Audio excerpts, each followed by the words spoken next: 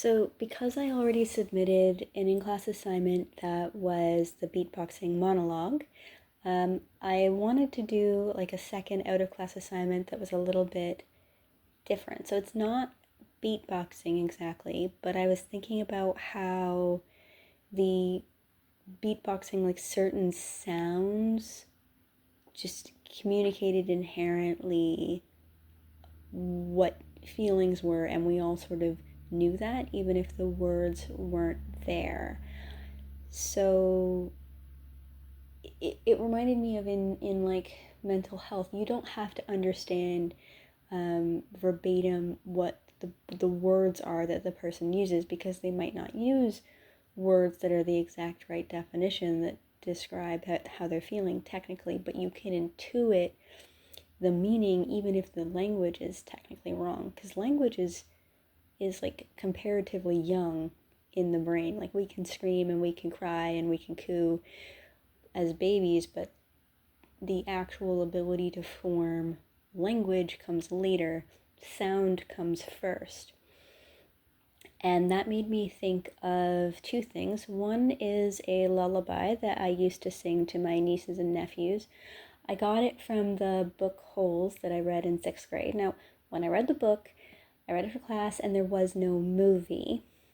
But what I thought was interesting was you're reading a book and it has a lullaby in it, and you kind of have to just make up the tune in your head.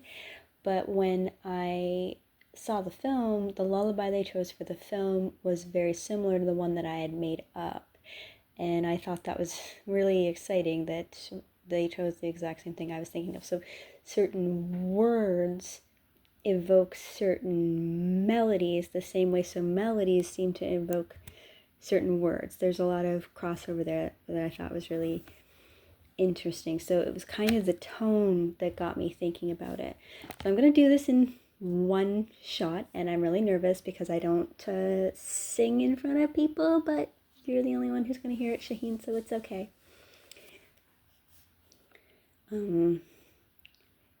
If only the woodpecker sighs, the bark on the trees was as soft as the skies. The wolf waits below me, both hungry and lonely, crying to the moon. If only, if only. I didn't have a, my voice cracked 1,000 times. I didn't have a lullaby growing up, and I always thought that was too bad, so I picked this one and I sang it to all my nieces and nephews, and they still remember it, and they watched the movie Holes for the song, so that makes me very happy. But I also got to thinking, and when I was a child, probably like until I was 12 or 13, I was really scared of the dark, and I would sing at night to keep myself company, to distract from the fear. But I slept in a bedroom with my sister, so when I would sing at night, it would keep her up. But if I hummed, it didn't bother her, or she didn't hear it. So I made up a melody that I would hum to myself as well, and I'm trying to remember it, and I don't even know if this is gonna get picked up properly, but hopefully it will. So I'm gonna try to hum it now. Oh shoot, sorry, I just forgot it. I had it, I did practice, and I don't wanna, if I stop this and I start a new video, I don't even think I'll submit it, so just give me a second.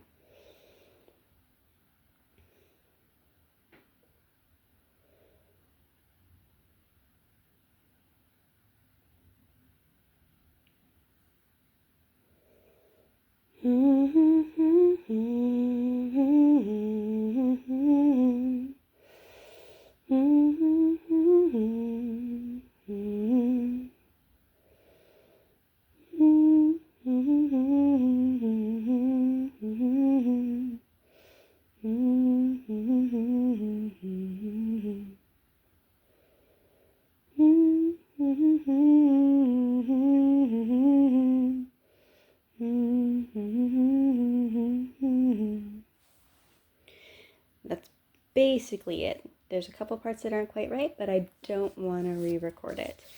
What I liked about the beatboxing assignment or the in-class activity was actually, I heard something on CBC Radio that they use beatboxing now to teach children who have stutters, because what they were finding was that the exercises that they would do to help kids form words like were so tedious and boring, the kids didn't want to do them at all. But the beatboxing was so much fun, and it was a skill that was creative, and they enjoyed it so much that they actually wanted to do the work. And I hear it now. Like if I say cat and you break that down, I could see how something like that would get turned into beatboxing really easily.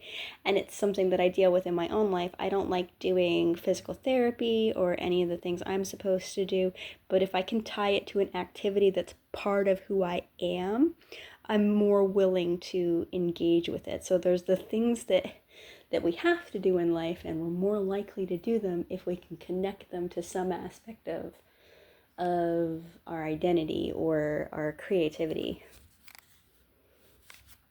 That's all for now.